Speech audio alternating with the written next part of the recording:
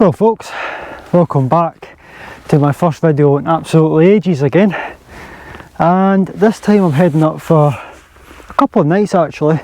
First night's going to be spent up on this hill just over there. Do you recognise it? That's Bells Hill. I've camped up there 3 times already on YouTube and did my first camp in the Hilleberg Soulo up there. I had a really windy night up there with Mike and Monty a couple of years ago as well. And I'm heading up for a wee bit of a solo camp, just trying to get back into it. Should be quite enjoyable actually once we get up there. Now as far as the weather is, you might have seen the clips on the way in, a bit icy on the path, and a lot of clouds on the summit today. So that's what I'm expecting tonight. Some ice on the path on the way up here maybe, and some low-lying cloud on the summit. But yeah, it's just good to be back out. And for probably the first time since the start of this year actually, I'm actually looking forward to one of my camping trips. So let's go up and, well, I already know what the views will be like. I was going to say let's see what the views are like, but I've been up there many times. But yeah, let's just go up and yeah, just see how I get on tonight. Hopefully it'll be quite enjoyable. Well folks, this is the tent for tonight. Terra Southern Cross 1. I'd probably say it's my favourite tent, maybe, just. What I like about it is it's so simple to put up, it's so simple to use, and it's quite a light tent. It's only about 1.5 kilograms, yet it's such a strong tent and it should handle most conditions that the UK has to throw at us when we're on the hills and mountains. What an amazing view that is behind as well. Still a wee bit of snow just kicking about, avoidable though when you see how much green there is as well, not too much white on the hills. I have to say the weather we've had in December has been quite cold. Don't know if some places have broke their records. I know Braemar got down to about -16 I think it was, where I stayed. I think the coldest it was about -11 in the morning. Tonight on this hill it's to go down to about 0 degrees, maybe +1 if we're lucky. And I brought my sleeping bag that's rated down to about -9 from Decathlon. You'll see it, I'm just about to put everything inside the tent. But I had to stop and enjoy the views because the clouds are pretty much cleared on all the summits now. Certainly the summits in the view at the moment are quite clear. Even behind the camera it's not too bad. I love these sort of nights for camping, I really do. But I'm sure if I start going out every weekend again, I'll get a lot of mixed weather, rain, wind, clear skies as well. But I need to start enjoying it again. Right, let's get everything inside the tent. Let's do it.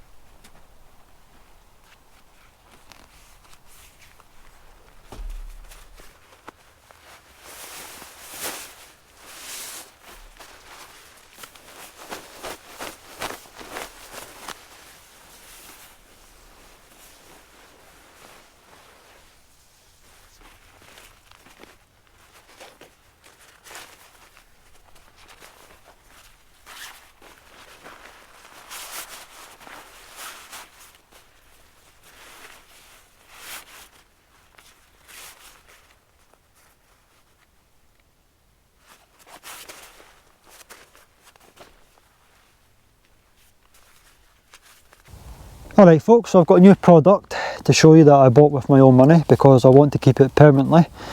It's the Sea to Summit reactor. It's a regular size and I've already tested it out in the house. It fits me pretty much perfectly. And this is just designed to go in your sleeping bag. It should boost up your comfort rating on your sleeping bag by, this is plus 8 degrees. So for the really cold winter nights, probably not tonight because it is to be quite warm tonight, probably about +1, I think I've already said that.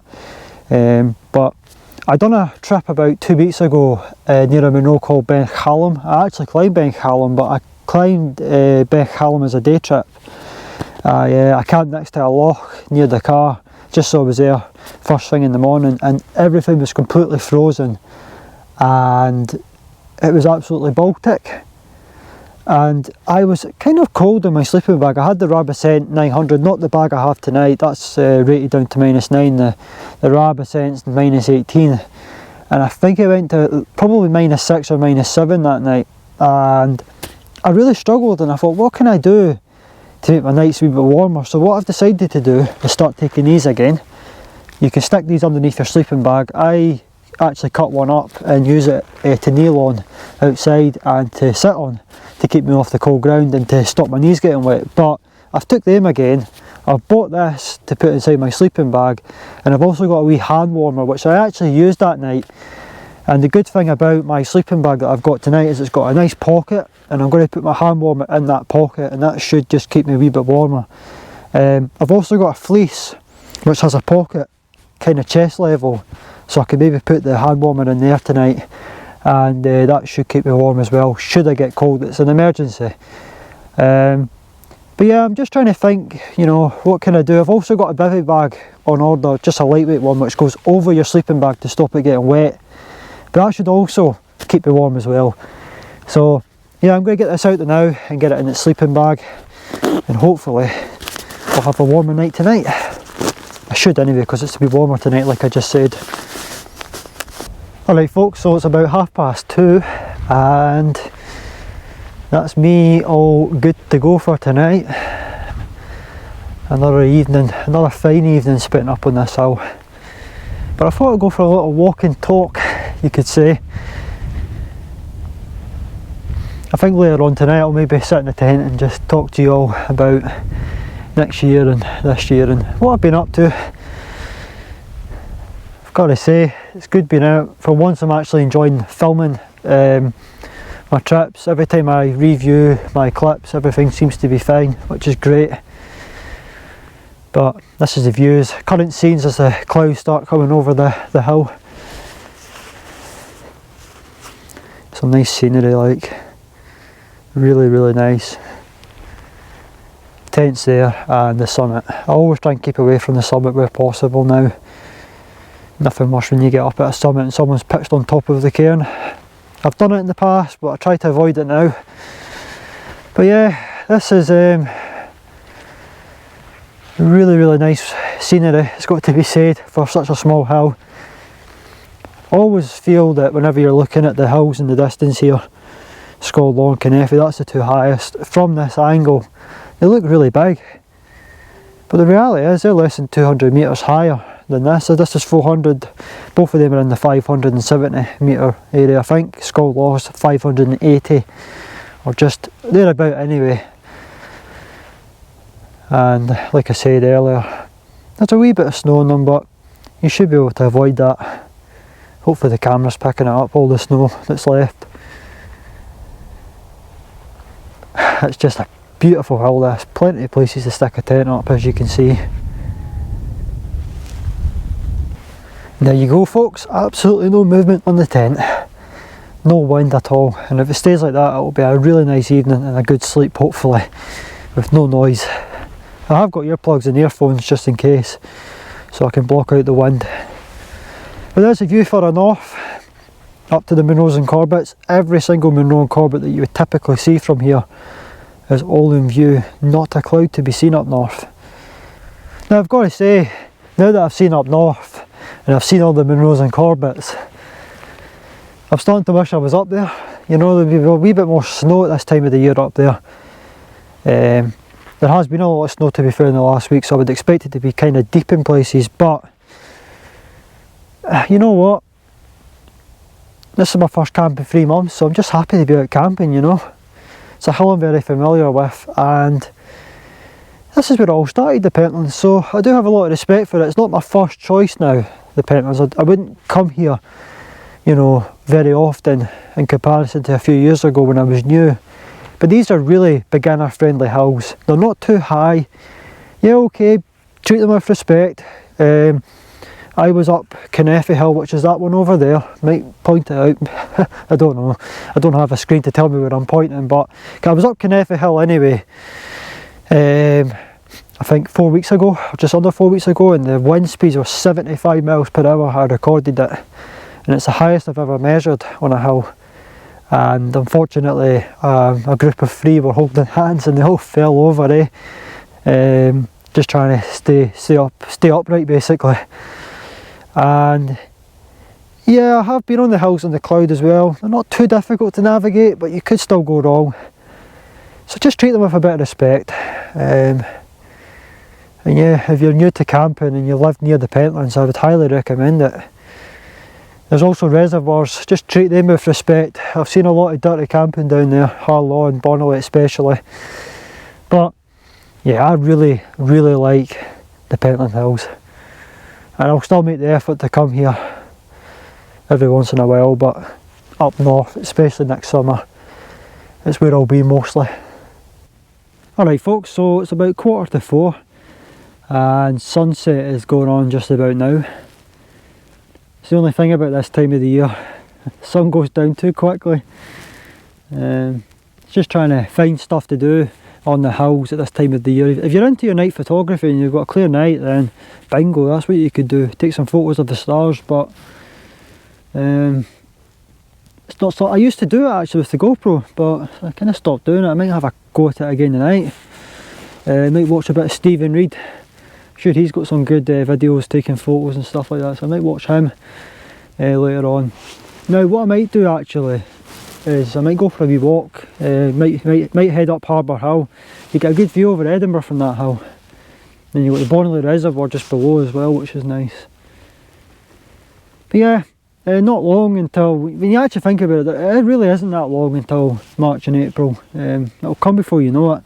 And it's my favourite time of the year to go camping, the spring months, because there's that perfect balance of daylight, you know. This time of the year it's just too dark, just too early unfortunately. Whereas in the summer it's just too bright. And I think I've said this in a previous video already when I spoke about my favourite time of the year to go camping, but in the spring months you still get winter conditions on the hills, but it's lighter longer. So if you enjoy your winter walking, you should still get winter conditions up like Ben Nevis and Ben McDouey all the way into possibly June. So I just prefer the spring months, I really do. And it's kind of like the last few weeks until the midges start coming and that. So yeah, when it comes to camping, spring's definitely my favourite time of the year. Hiking, definitely summer. Yeah, that's for sure. Like, anyway, going to enjoy the last wee bit of daylight, and then I'll get something to eat when it gets darker. And I'll show you what I'm eating when I'm doing that later on. Alright folks, so hopefully this head torch isn't bothering you much, but I'm using it to get my dinner ready. So yeah, I've decided to make dinner outside the tent, just so I'm not sitting in the tent for hours. Just trying to break it up a little bit. It's about 5:30, 5:45 at the moment.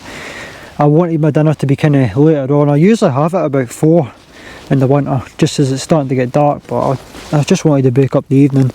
So I have chicken tikka and rice from Expeditions, or chicken korma. Now I've not had the korma for a while from Expeditions, so I'm just going to keep that for later on. And yeah, I've got some Wayfarer meals, but I want to keep them for the second night. So that's what I'm going to do. I'm going to have a nicer dinner tomorrow and just have the lightweight dinners tonight. So I'll get my fork out and we'll get the water. I just took water from the house. The nearest stream for here is about, well, there's probably one at the bottom of this hill, but I couldn't be bored looking for it. And the other one's kind of Glen Course Reservoir. which is, well, the other side of Glencorse Reservoir. It's actually nowhere near the reservoir when I think about it. It's actually at the bottom of Turnhouse Hill, which I sometimes go to, but this is only like an hour from the car, so I just put some water in this. So I'll get the stove on and then we'll get something to eat.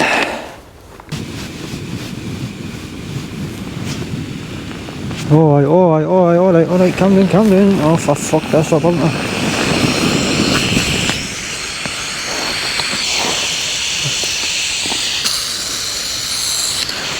Oh, that's not good.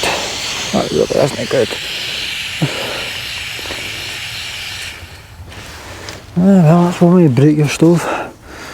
Right. That's the first time I've ever done that in my 3 years of camping. Oh well, right. Alright, okay, that's fair enough. It's not good. Right, anyway, let's just pretend that never happened. Most of my water came out the blooming stove there.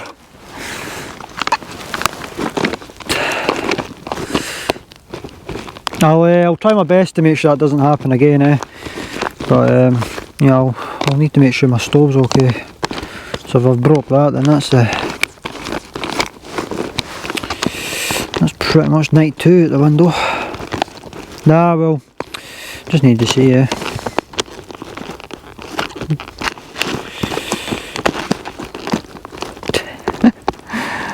Ah dear, how to burn your hands while camping as well. Can't believe that happened though. It's not that, the stove's got a lock on it, or the pot's got a lock on it, so what's going on? This head torch is slackened off my head as well.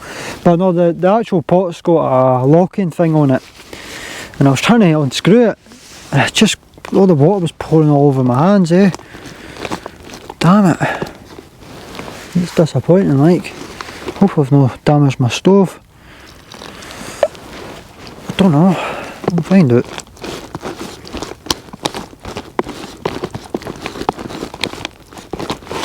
Gotta say, I don't have a lot in this today.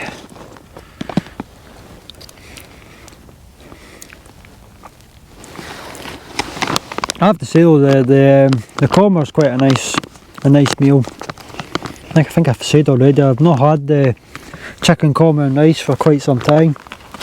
Damn it, I can't believe I've done that. Dear, on camera as well. I think I started it just before that happened. It was boiled, and then I just went, right, I'll start the film now, and then I went, just as I was just about to take the pot out, that happened. So yeah, that's not great. I'll need to find my towel and try and dry the stove out. Yeah. Is it in here? Nah, it's not.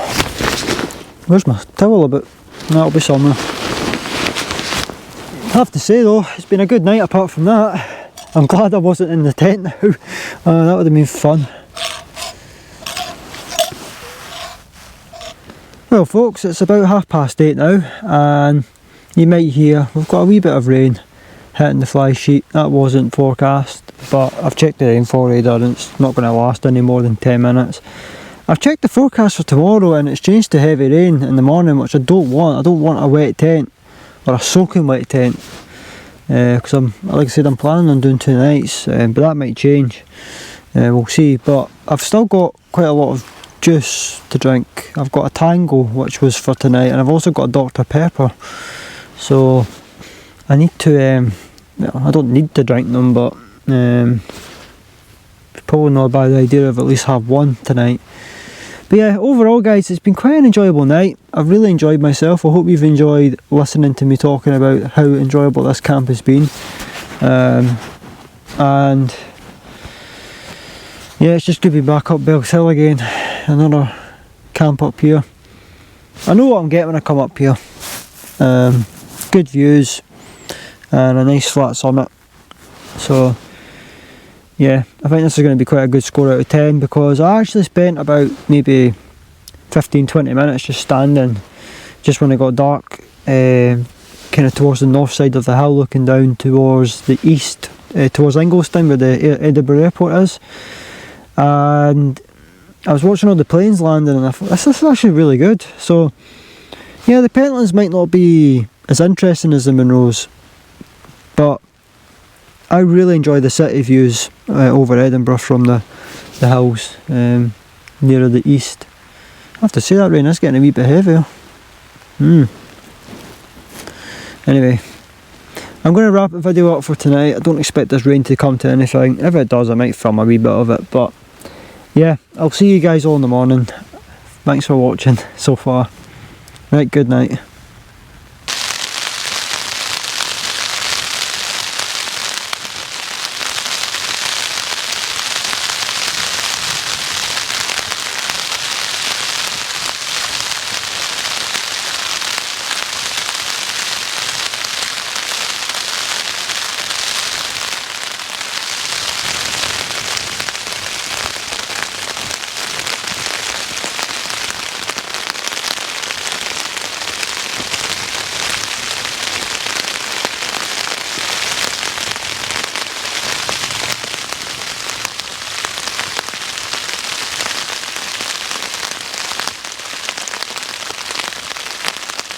Well, we got a bit of rain in the end, didn't we?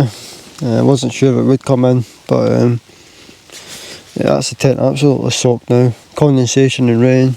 When that happens, it's just a nightmare, eh? Sorry guys, I'm a bit rough. It's about 4 in the morning. Yeah, my sleeping bag's quite wet as well.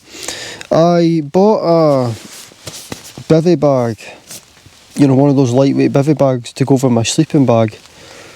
I don't know if I remember. I think I mentioned that yesterday, I don't know. But that's that actually got delivered yesterday. Sorry, it didn't. It did go, yeah, actually, it's a new day today, isn't it, right enough? So it did get delivered yesterday. I mean, oh dear, dear. You can tell it's 4 in the morning. It got delivered yesterday, but I'd already left for this trip, that's what I'm trying to say. Or I would have had it with me, and it would have at least kept my sleeping bag dry. But I'll tell you what, this liner thing that I bought from Sea to Summit, I think it's Sea to Summit. Oh, that's roasting, like, that does make a difference, by the way. I never ever thought that would actually do something, but I thought, you know, I'll give it a go. And it's alright, like, it's not bad.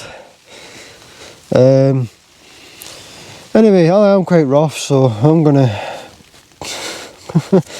turn the camera back off, and I'll catch you about 8 in the morning, because it's still dark until then. So right, I'll see you later on. Alright folks, so I am going to have breakfast, beans and sausages from Wayfarer Meals, and then I'm thinking about just packing away after that.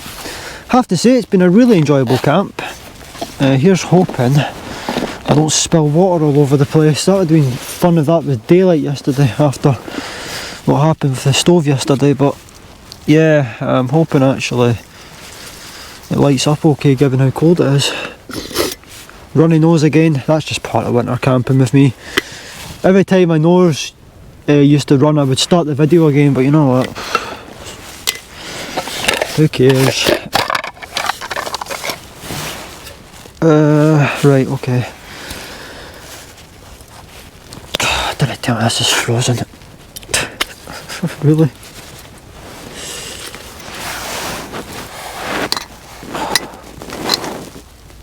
You can tell it's morning with me, because I can't even blooming put this in the canister. There we go. Ugh.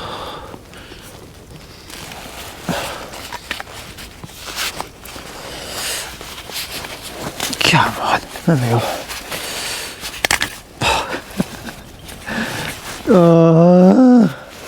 It's always when your fingers are freezing, eh?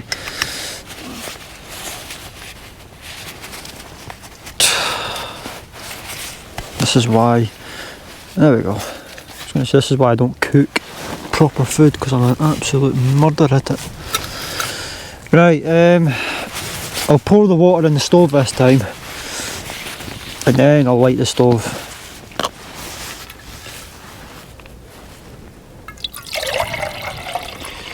I think that'll do.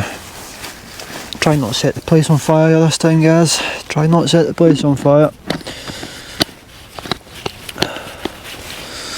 Right, I'll take the glove off for this again.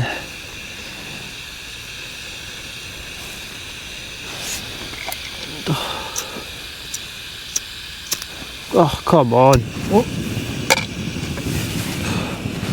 I got called something on YouTube because I kept failing when what did the guy say?